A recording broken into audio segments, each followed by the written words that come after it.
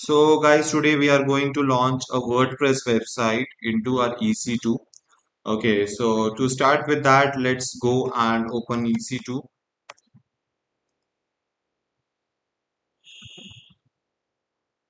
Okay, so after this would be your EC2 dashboard, you need to go to the instances. Okay, and let's launch the instance. So you need to click on launch instance. After that, you can click on AWS Marketplace where you need to open WordPress. So it is basically available. The complete AMI is being available by at AWS Marketplace. If you let's say if you want to if you want cPanel as a console as well, you can just search cPanel here. Okay, but for now I'm working on WordPress. I will create a video for cPanel as well. So let's go and let's select that particular AMI. So now it is showing us for some instance type. So it is showing us the software fees and the EC2 fees. So it would be charging this much, and the complete charges are we can actually see the complete charges and the software charges, which is basically the WordPress software. It is available for free. So it's perfectly fine. Let's continue here.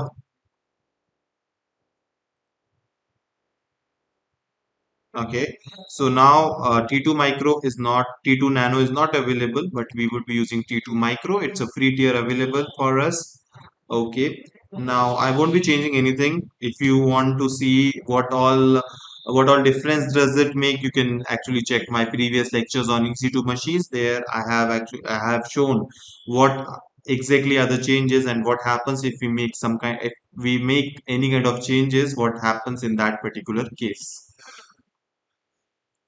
Okay, let's add up a storage here. Okay, so we are fine with root storage, 10 GB of the storage, and let's go and security group. HTTP and HTTP are being automatically being created. So when you look at the group name, it shows WordPress. This came automatically. Okay, so this like by software by default, it has selected all the things here. So now let's review and launch. Let's launch this machine.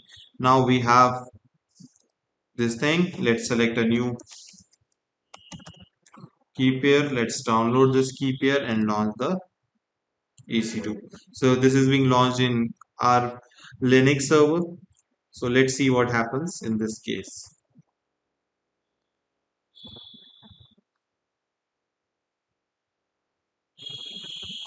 So after a couple of minutes, basically my instance state is still pending. So I'm just waiting for it to get launched.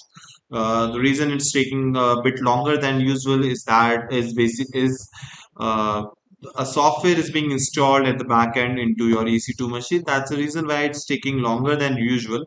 So let's wait.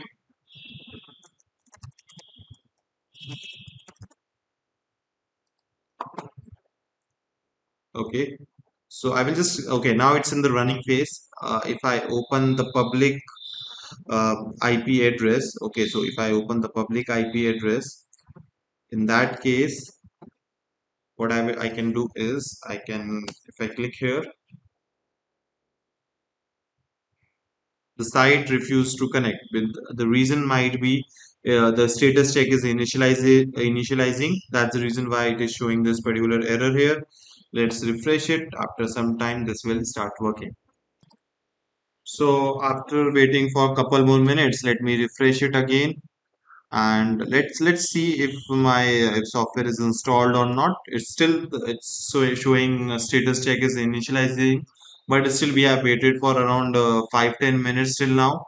So it's being around 4 minutes since we are waiting.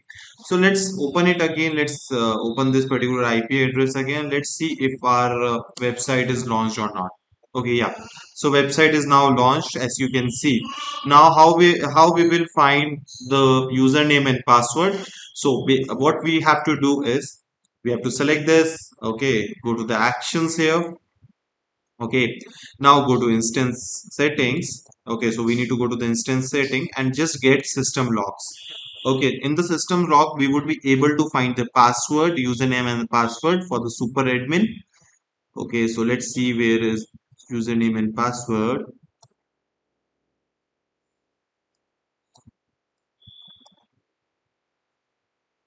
Okay, yes, here is the password. Setting Bitnami application password to this thing. Default username is user.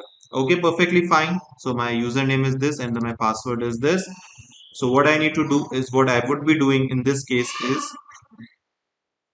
is I would be writing slash wp admin. Okay, I would be writing wp admin. Now I will land up on the login page. There I need to copy this username, sorry, this password first. Before that, just put username here and let's log in. It is showing us the wrong password. So let's do one thing. Okay. So yeah, let me just copy this. Okay, and let's paste this. Okay, it's not getting copied. Okay, so I need to let me just copy this.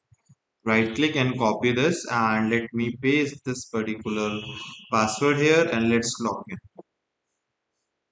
Okay, so with this, we are into our WP admin, and this is how basically you would be using your WP admin, and this is how you would be configuring your WP admin. Rest all, after this particular step, rest all is the work of a developer. Whosoever is developing, whosoever have to upload any template on WP admin or have to upload anything on WordPress.